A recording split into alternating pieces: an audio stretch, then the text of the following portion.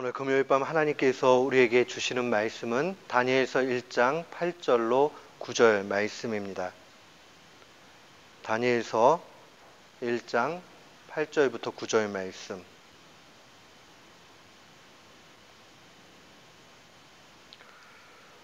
우리 주님의 말씀 같은 마음으로 한번 봉독토록 합니다.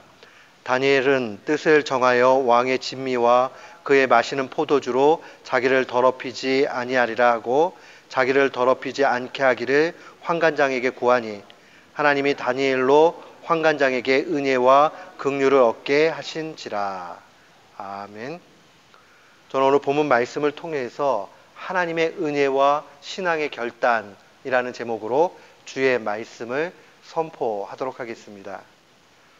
인간은 매우 독특한 부분들이 많이 있습니다. 그중 하나가 바로 가치를 추구하는 데 있습니다.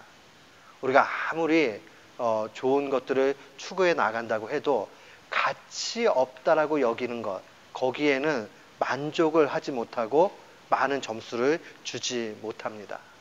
우리가 일반적으로 평균적인 사람들은 무엇을 먹느냐 하는 것도 중요하겠지만 무엇을 먹느냐 하는 문제에 있어서 먹는 음식보다 누구랑 먹느냐를 더 중요하게 여깁니다.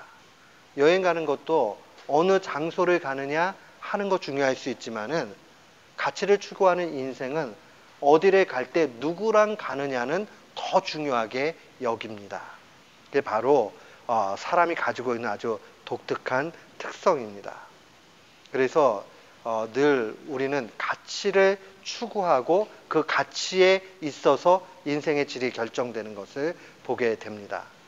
환경의 영향을 전혀 안 받는 것은 아니지만은 환경보다 내면을 채우고자 하는 욕망이 누구에게나 다 있습니다. 그래서 세상의 철학자였던 세네카는 이런 이야기를 했습니다. 인간의 가장 큰 적은 인간의 가슴 속에 존재한다, 그런 얘기를 했어요. 이 말이 뭘 의미하는 거겠습니까? 그것은 바로 우리가 환경의 영향을 받지만 실상은 환경보다 우리의 내면의 상태, 우리 영혼의 상태, 그것이 더 중요하다 하는 것을 알려줍니다. 하나님의 말씀도 동일한 중심에서 증거되고 있습니다. 잠언서 17장 1절 말씀 보면 마른 떡 한 조각만 있고도 화목하는 것이 육선, 고깃덩어리죠. 고깃덩어리가 집에 가득하고 다투는 것보다 낫다라고 그렇게 증거합니다. 지혜자가 증거할 때에 세상 살아가는데 마른 떡 하나라는 건 별거 아무것도 아니란 말이에요. 근데 이거 가지고 화목하는 편이 아주 잘 먹고 잘 살 수 있는 거, 그거 가지고 있으면서 다투는 것보다 훨씬 낫다는 거죠. 그런 의미에서 인간은 예외 없이 누구나 가치를 추구합니다. 신앙에 있어서도 마찬가지입니다. 신앙 생활을 한다는 것은 신앙의 가치를 추구해 나가는 거예요. 그러면 최고의 신앙의 가치, 어떤 것이 있을까? 저는 특별히 고린도후서 6장 1절을 참 사랑합니다. 고린도후서 6장 1절 말씀은 우리로 하여금 얼마나 우리가 가치 있는 인생인가 하는 것을 알려줍니다. 주의 말씀은 증거하기를 우리가 하나님과 함께 일하는 자로서 너희를 권하노니 하나님의 은혜를 헛되이 받지 말라라고 증거합니다. 사도는 고린도 교회를 향해서 이야기하면서 모든 성도는 하나님과 함께 일하는 존재라고 그렇게 단언합니다. 얼마나 좋습니까? 우리가 누구랑 일을 해가지고 나아가는데 보람이 있고 참 좋아요. 그런데 그 함께 일하는 분이 세상에서 높은 것뿐만 아니라 이 땅 온 만물을 창조하시고 운영해 나가시는 창조주 하나님이라고 그러면 얼마나 좋습니까? 바울 사도는 그렇게 이야기하는 거예요. 하나님과 함께 일한다. 심장이 두근두근 거리죠. 아니, 세상에 권력 있는 사람들과 같이 일하면서도요, 나 그 사람 잘 알아, 나랑 옛날에 같이 일했어, 이렇게 하면서 어깨에 힘이 들어간단 말이에요. 그런데 우리가 하나님과 함께 일을 한다라고 하면 이것을 이루 말할 수 없는 큰 영광이고 감격이죠. 종교개혁가였던 존 칼빈은 이런 이야기를 했습니다. 나의 모든 일은 하나님과 함께한다. 굉장히 유명한 말이에요. 칼빈이 한 말 가운데. 나의 모든 비즈니스는 하나님과 함께이다. 그 라틴어로 되어 있는 말을 직역하면 그렇게 되어 있습니다. 나의 모든 일은 하나님과 함께이다. 얼마나 멋있습니까? 내가 하는 일들마다 하나님과 더불어서 같이 동역하며 나아가는 그런 모습을 표현하는 말입니다. 그런 의미에서 우리가 이 하나님의 일꾼으로서 하나님이 주시는 은혜를 어떻게 붙잡고 살아가야 되느냐 하는 게 오늘 본문에 명확하게 드러납니다. 아까 고린도후서 6장 1절은 우리가 하나님과 함께 일하는 자로서 너희를 권하노니 하나님의 은혜를 헛되이 받지 말라고 증거를 합니다. 권면을 합니다. 그러면 하나님의 은혜와 과연 우리의 일꾼됨은 어떠한 관계가 있겠습니까? 오늘 본문 말씀은 우리가 이미 살펴봤지만 바벨론의 느부갓네살 왕이 이제 이야기를 합니다. 흠이 없고 재주가 통달하고 지식이 구비되어 있는 유대의 소년 가운데 똑똑한 사람들을 뽑아가지고 왕궁 교육을 시켜라 라고 명령을 합니다. 이유는 간단하지요. 궁중 교육을 통해서 한마디로 식민지 정책을 쓰기 위한 방식입니다. 그래서 오늘 본문에 나와 있는 다니엘과 하나냐와 미사엘과 아사랴도 함께 끌려와서 또 그들 앞에 궁중교육을 받게 됩니다. 당시에 이 최고의 학문, 세속적 학문은 모든 사람들이 출세를 원하는 데 있어서 필수적인 그런 엘리트 코스였습니다. 천문학도 배웠고 점성술도 배웠고 영매술까지 한마디로 얘기하면 종교교육을 받은 겁니다. 근데 말이 종교교육이지 이것은 하나님을 믿는 신앙인에게 있어서는 엄청나게 거리끼는 일이 됩니다. 지금 이러한 상황에 다니엘과 세 친구가 놓여져 있는 것이죠. 그리고 나서 그 다음에 오늘 본문에 큰 사건이 등장을 합니다. 왕이 요구하는 것은 바로 이겁니다. 왕의 진미, 고기죠. 왕의 진미와 그의 마시는 포도주를 먹음으로써 이 유대로부터 온 소년들이 훈련을 받아야 된다라고 그렇게 이야기했습니다. 먹는 문제, 이 먹는 문제는 가벼운 문제가 아닙니다. 여기 포도주와 왕의 진미라는 것은 특별히 이교의 종교적인 색채를 그대로 담고 있는 음식입니다. 우리가 잘 알지만 포에르 바흐라는 사람이 이런 얘기를 했습니다. 그 사람이 먹는 음식이 그 사람이다, 이런 말이 있어요. 그러니까 먹는 음식은 음식으로 끝나는 것이 아니라 그 사람을 대변하고 그 사람의 됨됨이를 나타낸다는 말이죠. 이 말은 음식물이 가벼운 문제가 아닐 뿐더러 음식은 실제 우리 존재와 깊은 연관성을 가지고 있다라고 알려주는 겁니다. 결국 다니엘과 세 친구에게 요구되고 있는 이 왕의 진미와 그가 마시는 포도주라는 것은 이방 신앙을 강요하고 있고 이방 지혜자가 되기 위해서 지금 교육받아야 되는 현실을 반영합니다.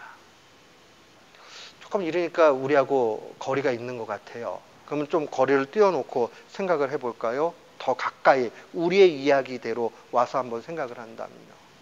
누군가가 우리에게 와가지고 당신 이제 조금 대충 해가지고 장사하면서 좀 돈을 많이 벌도록 그렇게 했으면 좋겠어 라고 하면서 부정한 것을 요구한다고 했을 때에 마치 다니엘과 세 친구가 지금 신앙의 양심상 왕의 진미와 포도주를 거절해야 되는 현실과 같이 그렇게 놓여질 수 있습니다.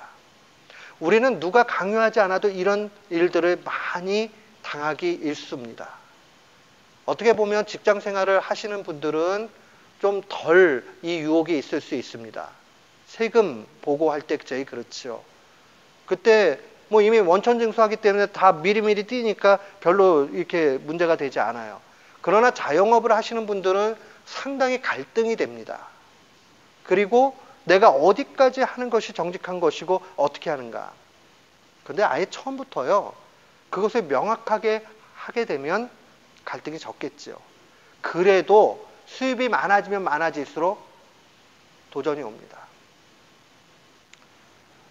공부하는 학생들은 늘 그런 생각이 들 때가 있죠. 유혹 가운데 하나가 페이퍼 누가 쓴 것 좀 몇 개 이렇게 합쳐가지고 좀 내볼까 하는 유혹이 있을 수 있어요. 목회자들은 간혹 목회 설교 표절 이래가지고 유혹을 받고 그래서 거기에 넘어지는 일들도 있죠. 저는 우리가 이런 작은 일들 앞에 다니엘과 세 친구 같은 그런 결단이 있기를 정말 축원합니다. 우리가 멀리 떨어지게 신앙을 바라보지 말고 우리의 현실 속에서 정말 스트러글 하면서 싸워 나아가는 그 도전 정신이 필요하다고 보입니다. 제가 자랑으로 드리는 말씀은 아니고 결단하면서 우리 교우들하고 같이 가기 원하는 마음으로 이 말씀을 드립니다. 언젠가 한국에 갔을 때 어느 목사님이 정말 구하기 힘든 주석을 PDF 파일로 다 이렇게 묶어진 거를 갖다가 주신 적이 있습니다. 그래서 너무 좋았어요. 왜냐하면 그거 살려고 그러면 엄청 비싼데 그 USB에 다 담아가지고. 근데 어느 날 하나님 말씀을 묵상하다가 문득 이런 생각이 들었습니다. 내가 이걸 가지고 말씀을 준비를 해가지고 양떼를 먹이고 나갈 때에 양떼들은 모르죠. 그죠? 제가 어떤 소스를 가지고 있는지. 그리고 그거는 다 건전하고 좋은 소스입니다. 그래서 우리의 영에 유익이 있습니다. 근데 문제는 윤리적 측면에 문제가 생기는 거죠.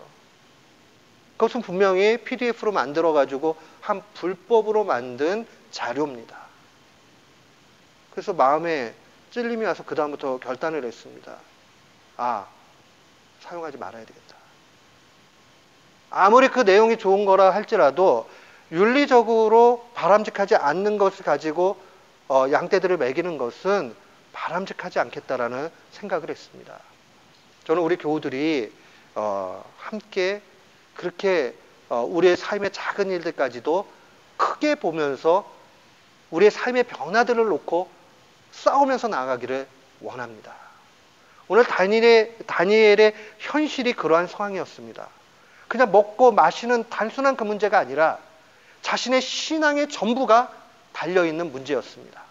어쩌면 우리의 삶도 그러합니다. 작은 거, 이쯤이 어때? 한 것이 우리의 인생을, 우리의 신앙을 다 무너뜨리기도 합니다. 뚝방의 뚝이 무너지는 것은 크게 뭐가 폭파가 돼가지고 무너지는 경우도 있겠지만 대부분은 작은 구멍들을 막지 않으면 그것이 시간이 지나면서 점점 커지고 이곳저곳이 터지게 되고 그러면 뚝이 다 무너지게 되는 것 아니겠습니까? 역사의 많은 부분들도 한 인생, 한 국가가 언제 무너지느냐 가만 보니 작은 일을 소홀히 여겼을 때 그런 일들이 나타나게 됩니다. 오늘 우리가 하나님의 일꾼으로 어떻게 살아야 되는지 좀 말씀을 통해서 큰 도전이 있기를 원합니다. 신앙이라는 것은요, 거룩하게 사는 것입니다. 이 거룩하게 산다는 것은 세속에 대해서 저항하는 겁니다. 세상과 다르게 산다는 뜻입니다. 그렇죠? 보십시오. 세상에서 절세라는 이름의 명목으로 세금을 줄일 수 있는 대로 줄여가지고 막 이렇게 가는 것이 지혜자의 한 모습입니다. 그렇잖아요. 그런데 그것이 하나님 앞에 다 옳을지를 정말 점검해 봐야 됩니다. 절세가 나쁘다는 뜻으로 얘기하는 것은 아닙니다. 제가 얘기하는 것은 어떤 면에서는 탈세를 얘기하는 겁니다. 우리가 그렇게 살아가면서 하나님 앞에 바를 수 있을까? 제가 언젠가 설교 시간에 말씀드렸어요. 저 주일학교 다닐 때 굉장히 시험 든 적이 있었습니다. 수련회 가는데 차가 다 꽉 차가지고 일부 학생들은 시외버스를 타고 가야 했어요. 근데 시외버스 타는데 몇십 원 그 토큰을 아끼기 위해서 중학생을 초등학생을 하고 속이면서 가요. 근데 거기에 갔던 학생들도 아무 생각이 없고 선생님들도 아무 생각이 없습니다. 옛날에도 그렇게 해왔고 모자르면 그렇게 하는 게 똑똑한 거니까요. 미덕이라고 생각했겠지요. 근데 그것이 그대로 그 교회 안에 자리 잡게 되면 나중에 문제가 되고 맙니다. 그렇지 않겠어요? 우리는 작은 것에 대해서 신중하게 생각해 봐야 됩니다. 오늘 다니엘은 그것을 정확하게 보고 있습니다. 그러면서 자신의 신앙뿐만 아니라 세상을 향해서 저항하고 있습니다. 다니엘의 저항은 굉장히 큰 겁니다. 망한 나라의 국민으로서 새로운 신흥 강대국에 들어가서 어떻게 보면 조금만, 한 번만 눈 감으면 그는 대단한 사람이 될 수 있는 그런 상황입니다. 그렇잖아요. 지금 망한 나라에 무슨 소망이 있겠어요. 그런데 새롭게 일어난 국가에서 엘리트로 뽑혔습니다. 거기 교육을 받습니다. 그러고 나면 나중에 승승장구할 수 있고 부와 명예와 모든 것이 다니엘과 세 친구에게 주어질 수 있습니다. 바벨론의 지혜자가 된다는 것은 인생의 최고 목표를 이룬 겁니다. 성공하는 겁니다. 출세하는 겁니다. 그리고 권력을 얻는 겁니다. 이런 유혹 얼마나 좋아요. 그렇잖아요. 보이는 확실한 줄 아니겠습니까? 그런데 다니엘과 세 친구는 단호하게 이 세속적 유혹에 대해서 그것을 별거 아닌 것으로 여기고 포기를 합니다. 왜 포기를 합니까? 다니엘과 세 친구는 자신의 정체성이 확고하게 있었어요. 그는 망한 나라의 국민이었지만 확고한 그러한 중심이 있었습니다. 나는 세속나라 바벨론에서 하나님의 영광을 나타내는 사람이다라는 확고한 중심이 있었어요. 나라는 망한 거 맞아요. 그리고 앞에 소망이 없는 거 사실이에요. 그러나 그의 정체성은 망한 국민에 있지 않았고 하나님 영광 드러내는 데 있었습니다. 우리도 마찬가지죠. 어떻게 하면 정말 하나님 앞에 바로 서면서 갈 수 있을까? 제가 지난 주 중에 이 지역에서 비즈니스하는 젊은 형제를 만났습니다. 저는 비즈니스하는 분들 만나면 세금 문제를 늘 얘기를 합니다. 그분들한테는 굉장히 부담스러울 수 있는 얘기입니다. 그러나 우리 교인이 아니기 때문에 저는 얘기할 수 있습니다. 오해가 되지 않습니다. 그래서 조용히 얘기하다가 큰 은혜를 받았습니다. 이 형제는 제조업을 합니다. 그래서 그 제조업 물건을 하다 보면 여러 가지 세금 문제가 복잡할 수 있습니다. 근데 믿음이 좋은 형제예요. 딱 이렇게 얘기합니다. 목사님, 저는 갈등이 없어요. 우리는 현금 거래가 없습니다. 모두 카드로 합니다. 라고 얘기합니다. 바보예요. 카드로 하면 카드 수수료 빠지죠. 그 다음에 세금 하나도 속이지 못하죠. 바보입니다. 근데 이분이 충격적인 얘기했습니다. 목사님, 그것 때문에 손해볼 때도 많이 있습니다. 근데 우리가 모두 인플로이들하고 같이 아침마다 예배를 드리는데 그 방법을 가짜로 하면 뭐가 되겠습니까? 본인들이 AS 해야 될 상황들이 될 때마다 이렇게 한답니다. 이제 설차지를 해야 될 때 이게 정말 그 소비자가 지불해야 되는지 여부를 살펴보고 아니라고 생각하면 자기네가 다 감당한다고 합니다. 바보입니다. 그건 전문 물건이기 때문에 어떻게 고쳤는지 그 다음에 얼마가 드는지 아무도 모릅니다. 근데 그렇게 안 한답니다. 새로운 물건이 나와서 판매를 할 때 회의를 한답니다. 그것은 얼마든지 오너가 결정할 수 있답니다. 그런데 자신은 결정하지 않고 같이 협의를 해서 어느 정도 선이 정말 합당한 돈의 가격이냐 하는 것을 얘기한답니다. 바보입니다. 그런데 훌륭한 바보입니다. 그리스도인들은 그렇게 살아야 됩니다. 더 많은 것을 얻기 위해서 잠깐 눈을 감고 나쁜 일을 하게 된다면 아침에 예배 드리는 일들이 뭐가 되겠습니까? 이방의 종교 행위가 될 수 있습니다. 비즈니스 하면서 예배 드리고 기도하시는 분들 의외로 많습니다. 그리고 기도하면서 잘 되게 해달라고 늘 그렇게 합니다. 그래서 잘 되게 되지요. 그런데 만약에 잘 되게 되는 과정들 속에서 불법적인 불의한 방식을 선택해가지고 간다면 그것은 비나이다 비나이다 내게 복을 주시오 하는 이방의 종교와 다름없다는 겁니다. 우리가 하나님 앞에 예배드리고 그렇게 나아간다는 것은 세상에 대해서 저항하면서 살겠다는 신앙 결단과 하나님께 그렇게 살 수 있도록 힘달라고 매달리는 그러한 일입니다. 우리의 신앙도 그렇게 되기를 원합니다.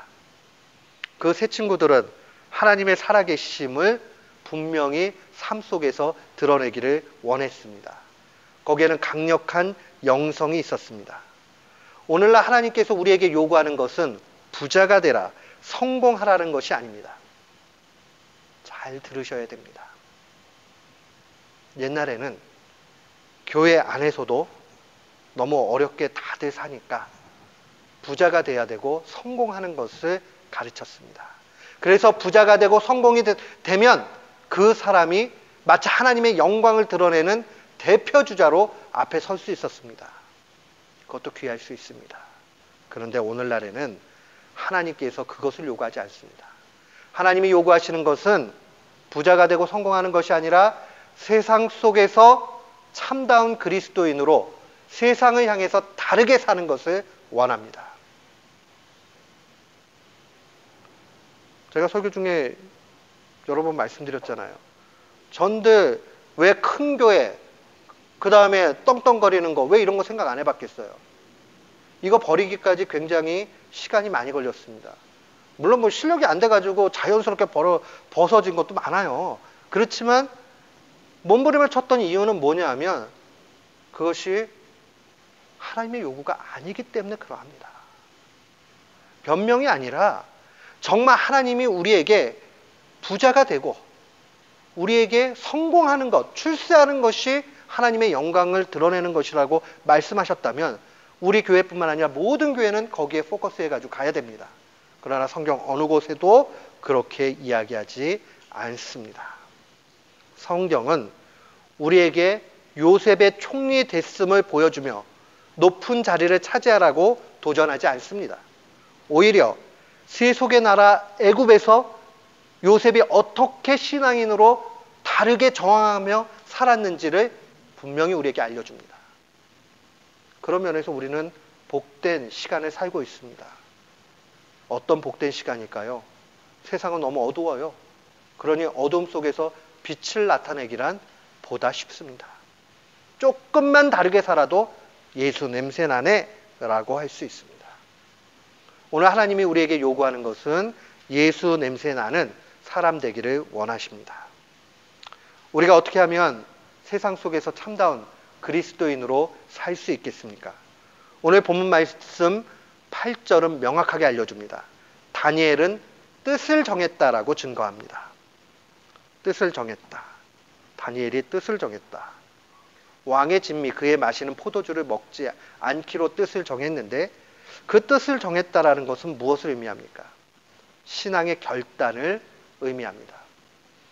반드시요 하나님의 은혜라는 것은 우리에게 신앙적 결단을 요구합니다. 놓치지 마세요. 믿음을 내가 신앙의 고백으로만 끝내면 안 됩니다. 믿음은 하나님의 요구에 대한 반응까지도 포함합니다. 그러나 그 모든 영광 하나님 앞에 돌린다는 면에서 은혜라 얘기하는 것이지 우리가 아무것도 안 한다라는 뜻이 아닙니다. 은혜라고 얘기하면 우리는 아무것도 안 하는 걸로 생각을 합니다. 그게 아니라 은혜라는 것은 시키는 것을 하고 모든 공로를 하나님께 돌리는 겁니다. 그게 은혜입니다. 그러니 나는 시키는 것 했을 뿐 무익하다라고 얘기하는 겁니다. 안 하고 가만히 묻어두고 있는 달란트를 바라보면서 주님은 책망하셨습니다. 게으르고 악한 종이라 말씀하셨죠. 그러니 우리의 믿음은 반드시 영적 싸움 속에서 나아가야 됩니다. 신앙적 결단이 그러기 때문에 요구됩니다. 하나님의 일꾼인 나는 할 수 있다라는 결단이 필요합니다. 나 못해요. 내가 뭘 어떻게 하겠어요. 그게 겸손이 아닙니다. 겸손은 하나님이 하라라고 얘기할 때 하나님이 하라고 그러니까 하나님이 할 힘도 주시겠구나 라고 믿는 겁니다. 그리고 시키니까 하는 겁니다. 내가 할 수 있을까 못할까 고민하는 것이 신앙 아닙니다. 그게 똑똑한 것 아닙니다. 나는 못하지만 하나님이 하신다. 하나님의 능력, 하나님의 손을 바라보는 겁니다. 하나님이 능력이 있기 때문에 나는 할 수 있다고 고백하는 겁니다. 하나님의 능력이 아니라면 우리는 그런 고백할 수 없습니다.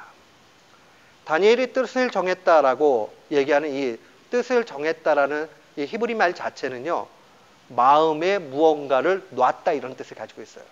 마음속에 완전히 어떤 물건을 집어넣듯이 딱 넣는 것을 의미합니다. 마음속에 뭘 두는 겁니까? 하나님의 능력을 두는 겁니다. 그러니 우리가 신앙 안에서 나는 할 수 있다라고 하는 것은 내 능력과 가능성에 대한 고백이 아니라 하나님의 능력만을 바라보고 있다라는 신앙의 고백입니다. 그러니까 거기에서 신앙 결단이 나타나는 거예요. 아니 다니엘이 지금 뭔 수로 내가 이거 할 수 있다라고 얘기합니까? 할 수 있다 그렇게 해놓고 나중에 죽임을 당한다면 그거 뭐 아무것도 아닌 것밖에 더 되겠어요? 근데 그는 뜻을 정했어요. 왜요? 하나님의 능력을 바라보니 얼마든지 하나님께서 이루어 가실 거다라는 확신이 있었기 때문입니다. 하나님은 능력이십니다. 나는 할 수 없지만 하나님은 하실 수 있습니다.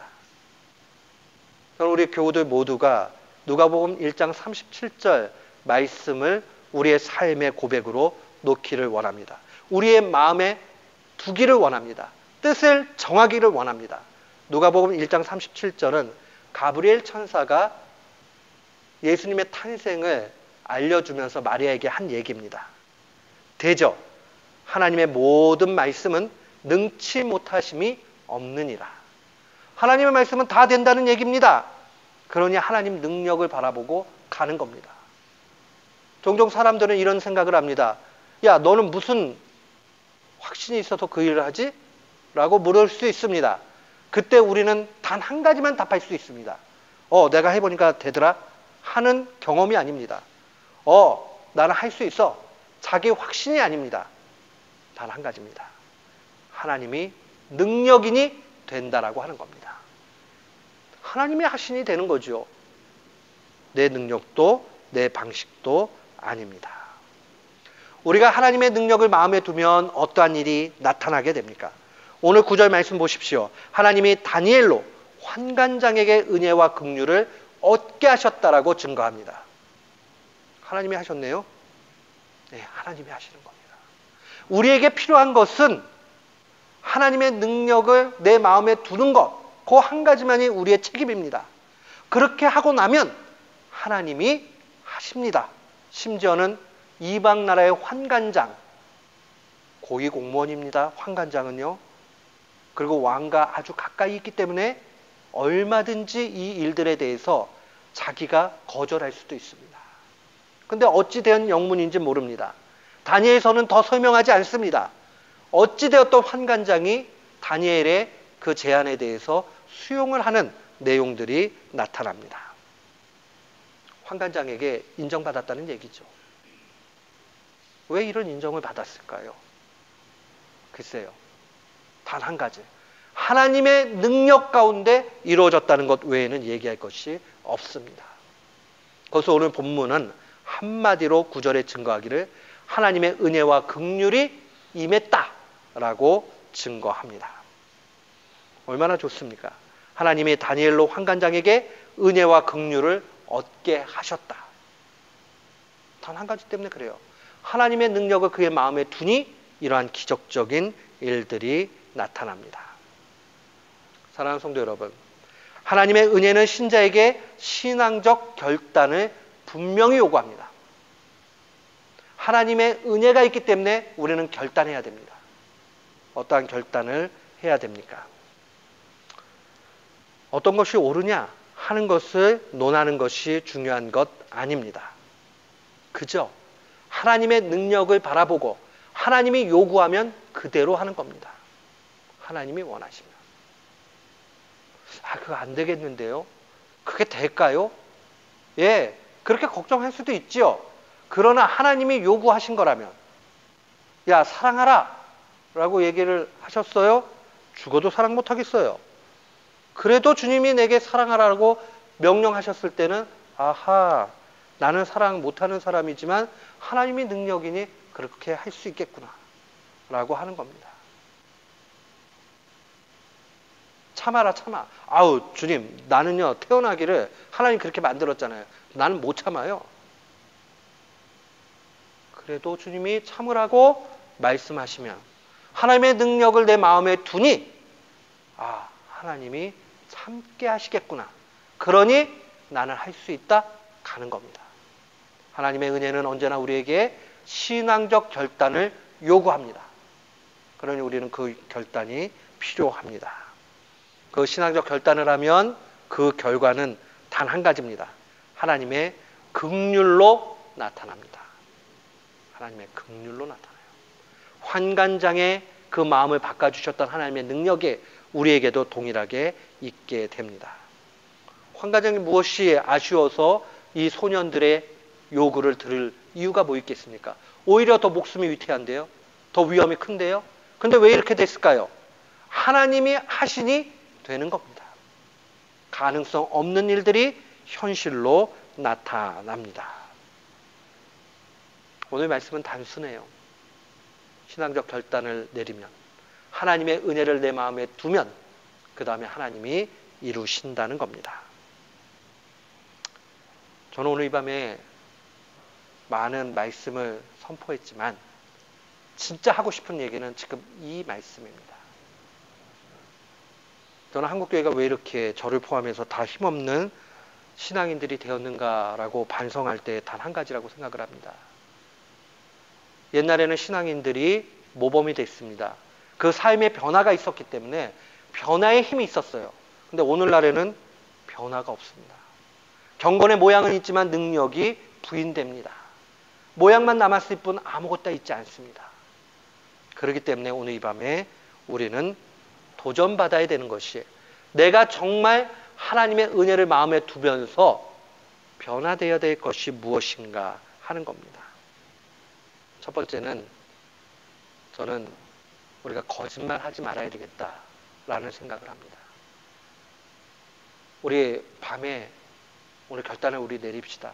우리가 억울한 일이 되고 좀 손해보는 상황들이 돼도 절대, 제가 말씀을 이렇게 보니까 거짓말은 사탄의 속성입니다.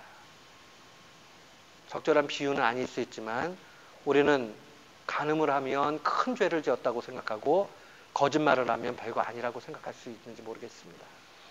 그러나 하나님의 말씀은 사탄을 일컬어서 거짓말장이라고 얘기합니다.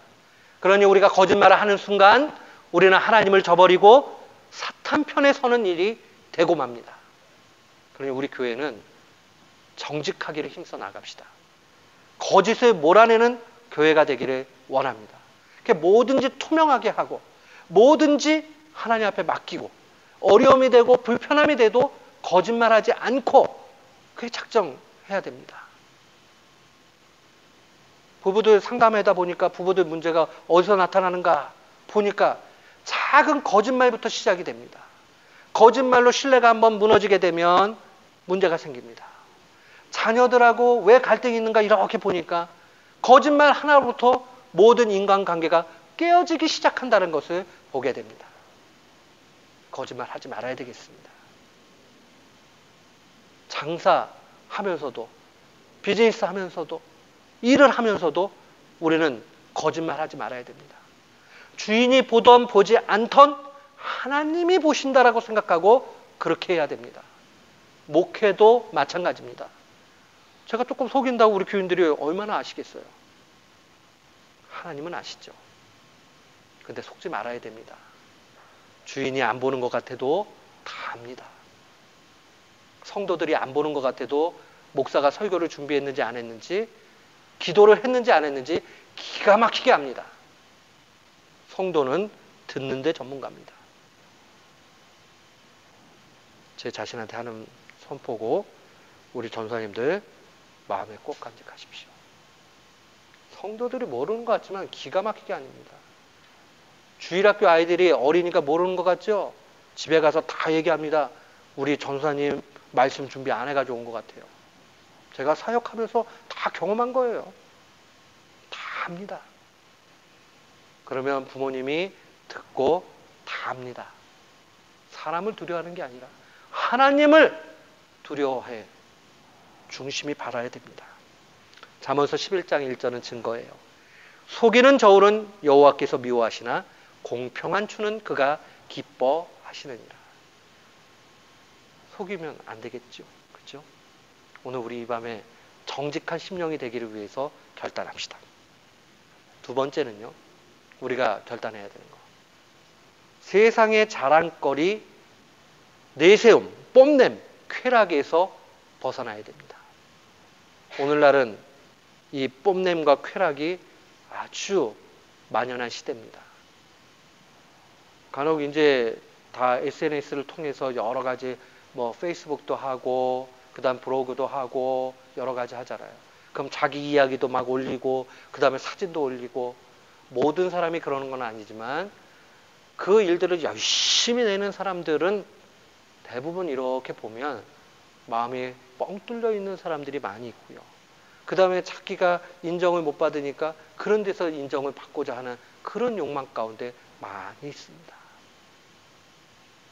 세상에 뽐내고 그러면 막 주목을 합니다. 지혜롭지 못합니다. 젊은이들이 이렇게 바라보면서 안타까운 게 뭐냐면 진짜 좋은 사람이 있는데 못 봐요. 왜 못 보는지 아세요? 세상의 뽐냄, 세상의 자랑, 세상의 쾌락이 앞서니까 그러합니다. 저는 여자 사귀는데 젬병이 없고 별로 실력이 없었어요. 그리고 관심도 없었고. 그러니까 마치 제가 여자를 갖다가 계속 안 사귀고 있는 게 제가 사역했던 교회 권사님들이 좀 안쓰럽게 보이셨나 봐요. 그러더니 이제 하루는 지금 목사님 되셨는데 그땐 집사님이셨는데 그 집사님이 저를 불러요. 그랬더니 저한테 명언을 했습니다. 전사님, 얼굴을 버리면 여자가 보입니다. 그러는 거예요. 얼굴을 버리면 여자가 보입니다. 그러더니 그 사모님이 피아노 전공하시고 참 괜찮으셨는데 사진 하나 딱 보여주면서 이분이 그분입니다. 이렇게 보여주는 거예요. 깜짝 놀랐어요. 아니 이분이 어떻게 이러지? 했더니 뭘 고치고 이런 건 아닌데 그러면서 그분이 저한테 그랬어요. 제가 그래도 전사님보다 조금 더 살았잖아요. 잘해주면 예뻐집니다. 그러는 거예요. 잘해주면. 근데 아무리 예쁜 여자도 속색이면 못생겨집니다. 그래요. 제가 그때 깨달은 게 있어요. 제가 외모를 보지 않았어요. 그런 게 아니고 저는 그냥 여자를 막 사귀고 이런 걸 잘 관심이 없었어요. 아예. 그런 사람이라. 그런데 밖에서는 안타깝게 보였나 봐요. 근데 그때 많은 것을 깨달았습니다. 세상적인 관점과 중심을 가지고 사람을 판단하기 시작하면 어리석음의 극치가 되고 맙니다. 그런 사람들은 세상을 향해서 자꾸 뽐냄을 자기의 뭔가 채워줌으로 생각을 합니다. 그러니까 쾌락 추구해 나가고 자꾸 내세우려고 그러고 나 이렇다 하고 자랑하려고 하고 다 필요 없는 일입니다. 사랑의 사도였던 요한 사도 요한일서 2장 16절에 이렇게 증거했습니다.